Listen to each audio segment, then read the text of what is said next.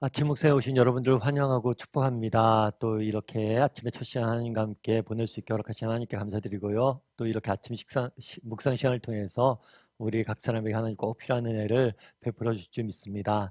오늘은 요셉의 믿음이란 제목을 가지고 히브리서 22절 말씀을 11장 22절 말씀을 같이 한번 살펴봤으면 좋겠습니다. 우리 22절 말씀을 같이 한번 읽어볼까요? 같이 읽도록 하겠습니다. 믿음으로 요셉은 임종시에 이스라엘 자손들이 떠날 것을 말하고 또 자기 뼈를 위하여 명하였으며. 믿음으로 요셉은 이렇게 돼 있어요.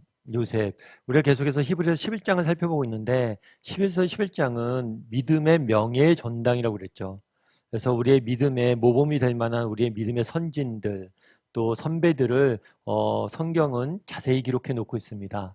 그런데 이렇게 기록된 사람 중에 한 명이 요셉이에요. 사실 여러분들은 요셉에 대해서 아마 많이 이야기를 들었을 겁니다.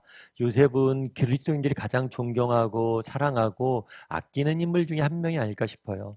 요셉은 어려서 좀 고생을 심하게 했죠. 형들에게 미움을 받고 또 그 결과 정말 애굽 땅에 머나먼 타국에 종으로 팔려 살게 됩니다. 그곳에서 좀 더 열심히 내가 살아보겠다고 열심히 사는데 거기서 또 누명을 써서 감옥에 갇히게 되죠. 그런데 그 감옥에서 기적적으로 빠져나와서 애굽의 총리가 되어서 애굽을 다스리는, 그래서 결국에 이스라엘 백성들을 구원하게 하는 그런 구원자로서의 요셉의 모습을 우리는 성경을 통해서 보게 됩니다. 그래서 요셉은 참 하나님의 섭리가 무엇인지, 하나님 앞에서 우리가 어떻게 살아야 되는지에 대해서 잘 보여준 인물이에요. 그런데 재밌는 것은 뭐냐면 요셉의 긴 세월이 있잖아요. 우리가 알고 있는 요셉에 대한 자세한 스토리가 있잖아요. 그런데 그 스토리에 대해서 이야기하지 않습니다. 히브리서 11장에서는 요셉이 노예로 잡혀갔다거나 노예로 잡혀갔을 때 정말 믿음을 지켰다거나 아니면 정말 총리로서 그가 어떤 일을 했는지에 대해서 이야기하지 않습니다. 요셉 역시 마찬가지로 죽을 때 요셉이 했던 유언과 관련해서 요셉의 믿음을 본받아라 라고 이야기를 해요. 그렇다면 과연 요셉이 어떤 면 때문에 임종시한 어떤 말 때문에 이렇게 집중해서 이야기하냐는 거죠. 그래서 오늘 본문에 보면 이렇게 됐어요. 믿음으로 요셉은 임종시에 이스라엘 자손들이 떠나갈 것을 말하고 또 자기의 뼈를 위하여 명하였으니 라고 되어 있어요. 그래서 창세기 50장 25절 보면 이렇게 되어 있습니다. 한번 같이 읽어볼까요? 같이 읽도록 하겠습니다. 요셉이 또 이스라엘 자손에게 맹세시켜 이르기를 하나님이 반드시 당신들을 돌보시리니 당신들은 여기서 내 해교를 메고 올라가겠다 하라 하였더라. 예, 요셉이 누구에게 이야기하냐면 자신들의 후손, 이스라엘 백성들에게 명령을 해요.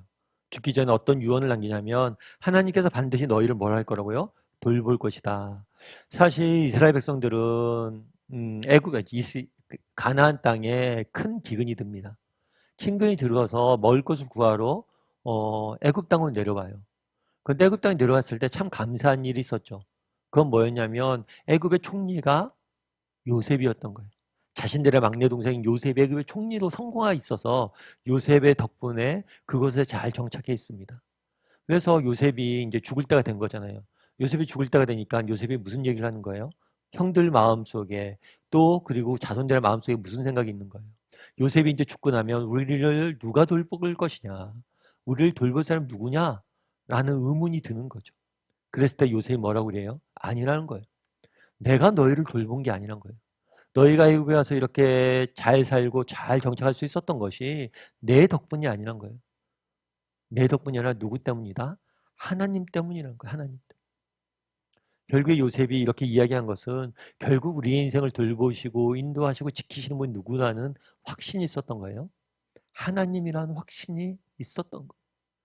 내가 가진 힘, 내가 가진 능력, 내가 가진 그 무엇이 아니라 하나님이 나를 지키셨다. 요셉이 애굽의 총리로서 얼마나 많은 지위가 있겠습니까? 총리면 왕 다음이에요. 왕 다음이기 때문에 애굽에서 뭐든지 자기가 원하는 거 다 할 수가 있어요. 그만큼 능력이 뛰어났던 거예요. 그럼에도 불구하고 그런 능력이 아니란 거예요. 그런 것이 우리의 인생을 지키는 게 아니란 거예요. 정말 우리의 인생을 지키는 건 누구예요? 하나님이시란 거예요. 여러분들은 어떠세요? 여러분들은 이런 요셉과 같은 믿음이 있으세요? 정말 우리의 인생을 돌보시고 지키시고 인도하시는 분이 하나님이시란 거 믿으세요? 그날에 왜 요셉의 믿음에 대해 칭찬합니까? 요셉은 정말 인생의 굴곡이 많았죠.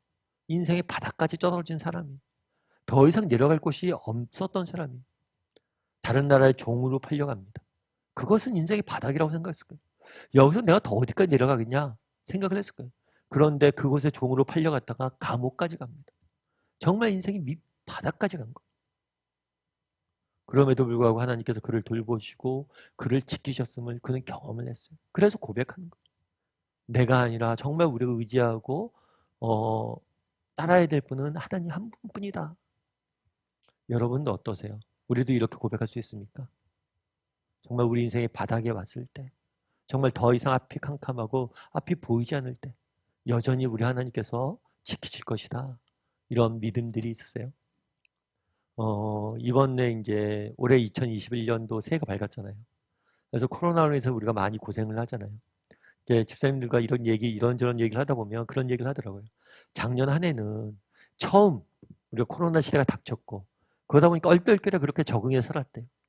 그런데 올 한 해 또 이렇게 코로나 때문에 올 연말까지 그렇게 보내야 되는 생각을 하면 답답하다는 생각이 든대요. 새해를 맞이할 때 우리가 그런 마음들이 있죠. 답답하고 또 어떤 면에서 암울하고 또 인생을 살다 보면 그런 순간들이 있죠. 그럼에도 불구하고 기억할 것이 있어요. 그건 뭐냐면 하나님이 돌보실 거라고. 우리 인생을 이제까지 지켜왔던 건 내 능력, 내 지혜가 아니에요. 오직 하나님이 그런 고백이 있냐는 거예요. 그런 다음에 요셉은 또 한 가지를 더 명령합니다. 그건 뭐냐면 당신들은 여기서 내 해골을 메어 올라가겠다라고 이야기를 하는 거예요. 되게 재밌죠. 요셉은 자기가 죽을 거예요, 이 땅에. 죽을 건데 나중에 해골을 너희가 반드시 데리고 어떻게 하라는 거예요? 나의 고향 땅에 데리고 가라는 거예요. 왜 이 말을 했을까요? 이 말은 요셉에게 믿음이 있었기 때문이에요. 어떤 믿음이 있었기 때문이에요? 하나님의 말씀에 대한 믿음이 있었기 때문이에요. 하나님께서 아브라함에게 나타나서 약속하셨습니다. 너희의 후손이 400년 동안 딴 나라 가서 객이 될 거지만 내가 반드시 그들을 데리고 이 땅에 돌아오게 할 것이다. 라는 약속의 말씀을 주셨어요. 요셉은 아브라함에게 주셨던 그 하나님의 말씀을 신뢰했어요. 분명히 이곳에서 우리가 얼마간의 기간을 머무를지 몰라요. 애굽에서 얼마나 오랜 시간 동안에 머물고 객생활을 해야 될지 몰라요. 하지만 분명한 것은 하나님께서 우리를 돌보시고 우리를 그 땅에 돌아오게 할 것이다. 라는 하나님의 말씀을 믿었던 거예요. 그래서 그 믿음의 말씀을 믿었기 때문에 너희가 돌아갈 때 내 후골도 꼭 데리고 가라. 이렇게 말한 거죠. 근데 사실 그렇잖아요. 뭐 우리가 뼈가 죽으면 우리의 육신이 땅에 묻히죠. 그럼 육신이 썩죠. 그런데 육신이 썩으면 그건 아무런 의미가 없는 거예요. 그냥 한 줌의 흙이고 아무런 불필요한 거잖아요. 없는 거잖아요. 그 흙이 이 땅에 묻힌들 저 땅에 묻힌들 요셉이 풍수지리설도 믿지도 않았던 건데 왜 굳이 자기의 해골을 그곳에 가져가라고 했을까요? 이거는 일종의 자신의 믿음의 표현이기도 하지만 또 하나 볼 수 있는 건 뭐냐면 자손들에 대한 명령이에요. 나는 하나님이 주신 약속을 믿는다. 믿으니까 너희도 이것을 믿고 기다리고 때가 되면 돌아가라. 그래서 나의 해골을 메고 올라가겠다. 약속하라고요. 약속. 하나님 이 말씀은 단순히 해골을 메겠다는 게 아니라 하나님의 말씀을 나처럼 믿고 신뢰하고 언젠가 정말 그 분향에 돌아갈 것을 맹세하게 한 거예요. 조금 다른 식으로 표현하면 요셉은 자신의 믿음을 지킬 뿐만 아니라 자신의 믿음을 자신들의 후손들에게 뭐예요? 전해주려고 노력했던 거예요. 여러분, 우리는 어떨까요? 여러분, 얼마나 우리는 우리의 믿음을 다른 사람들에게 전해주려고 노력하고 있습니까? 참 요즘 안타까운 게 그런 거라고 그러더라고요. 전체적으로 옛날에 비해서 인구수가 준대요. 그래서 중고등학교, 그러니까 주일학교 인원수가 점점 줄는데, 그러니까 그 당시 그 나이 또래 아이들이 예년에 비해서 한 12% 정도 인구가 줄었대요. 그런데 주일학교는 18% 정도 인구가 더 줄었대요. 그러니까 다르게 말하면 인구 감소율보다 주일학교 감소율이 더 낮아진 거죠. 그만큼 지금 우리가 우리의 믿음을 전수하고 있다는 거예요, 없다는 거예요? 못한다는 거예요.